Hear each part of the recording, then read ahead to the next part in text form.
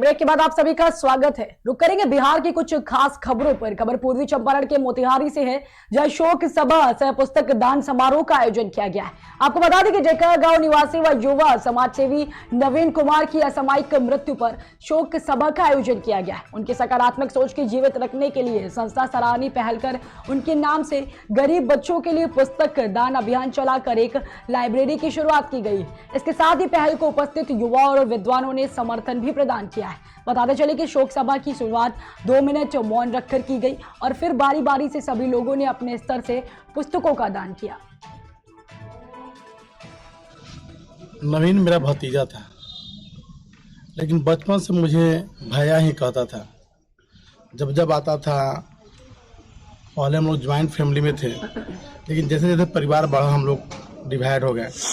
Divide होने के बाद भी जब भी वह यूपी से आता था, मेरे पास आकर बैठता था। बैठ के हमेशा मुझे ही मार्ग बताता था। मैं बड़ा था, लेकिन फिर भी वो हमसे बड़ा होकर भी मार्ग बताता था कि रंजन भैया, आप गांव समाज में अभी हम लोग परिवार पढ़ा लिखा है, लेकिन हम लोग अभी बाहर है, लेकिन आप यहाँ रहते हैं। पूरे परिवार को और गांव को लेकर चलिए। कौन क्या कहता है उससे मतलब मत रखिए, लेकिन आप हमेशा पूरे गांव समाज को एक करके और आगे बढ़िए, उससे अति मत रखिए। और हमेशा वो आता था तो हमेशा नया सोचता था। जब भी आता था नया सोचता था और नया करने का प्रयास करता था, और हमेशा समाज के लिए ही जीता था। वह दवा खाता था हार्ट का, कभी नींद का गोली भी खाता था, लेकिन किसी को जानकारी नहीं देता था मैं हार्ट का और नींद का गोली लेता। वही खबर मोतिहारी से है, जो पूर्वी चंपारण जिले के रक्सौल में पुलिस ने आर्मी के एक जवान को बीच सड़क पर दौड़ा कर पीटा है।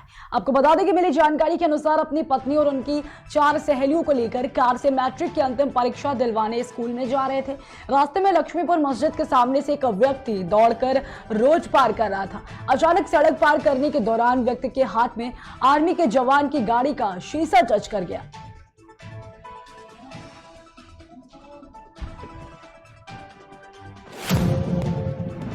खबर जांजगीर चांपा से है, जहां तेज रफ्तार अनियंत्रित कार डिवाइडर से टकराकर नहर में गिर गई।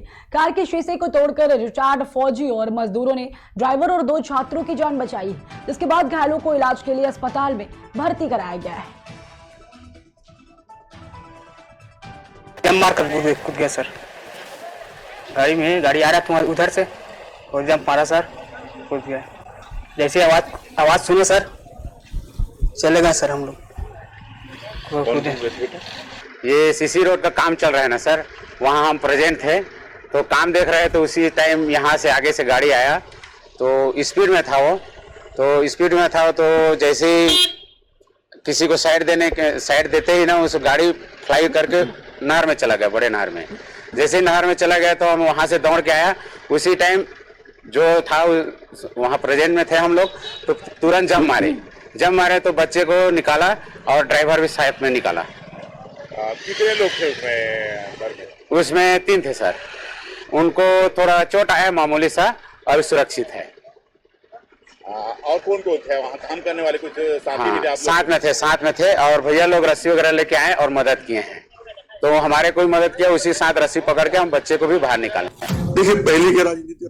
खबर झारखंड के बोकारो से है, जहां झारखंड सरकार के पंचायती राज व ग्रामीण विकास मंत्री आलमगीर आलम सर्किट हाउस पहुंचे। इसके साथ ही सर्किट हाउस में प्रेस वार्ता से बात करते हुए उन्होंने कहा कि आजकल राजनीति करना आसान काम नहीं, जन समर्थन के साथ साथ और भी कई चीजों में भी सशक्त होना होगा, तभी आज के दौर में राजनीति कर सकते हैं। उन्होंने एक सवाल के जवाब में कहा कि पहले का दौर ऐसा नहीं था, जहां नेता जनता के प्रति समर्पित रहता था, वहीं आजकल अपने प्रति भी समर्पित होने लगे। देखिए, पहले के राजनीति और आज के राजनीति में बहुत अंतर है।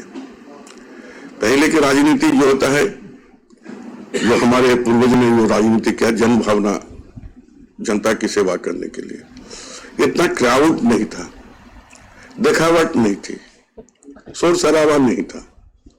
लेकिन आज की राजनीति बड़ी टफ है।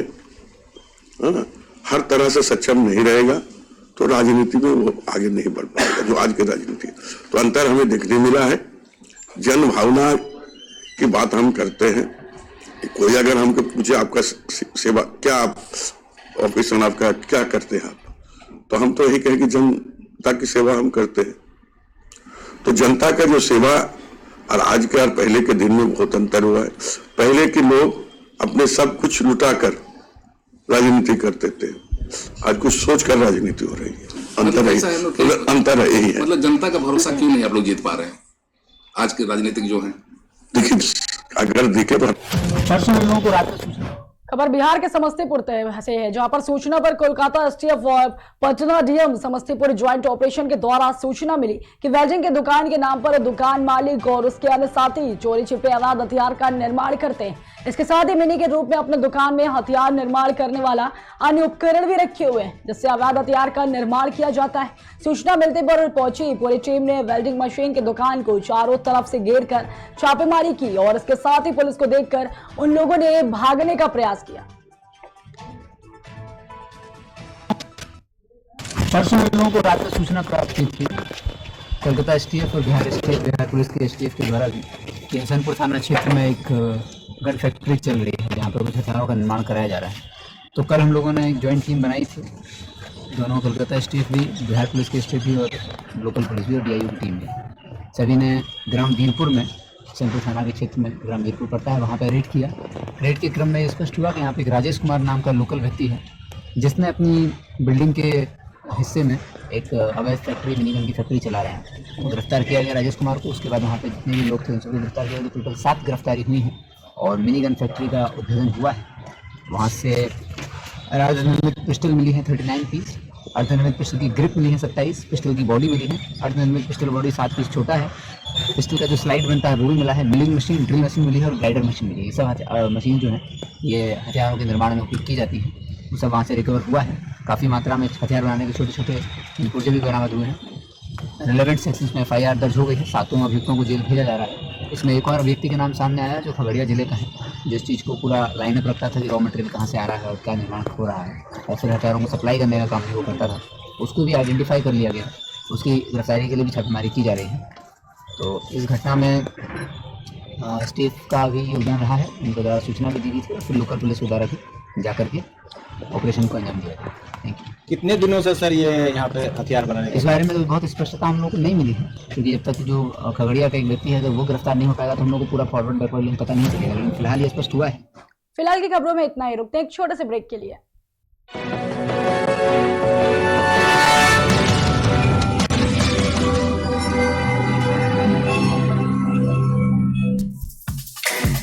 Feel the power of Angel.